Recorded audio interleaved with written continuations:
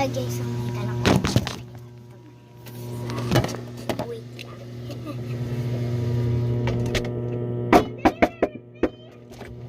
Uy guys, kaya pala yan. Charot. Oh guys, ang tagal niya akong pansin.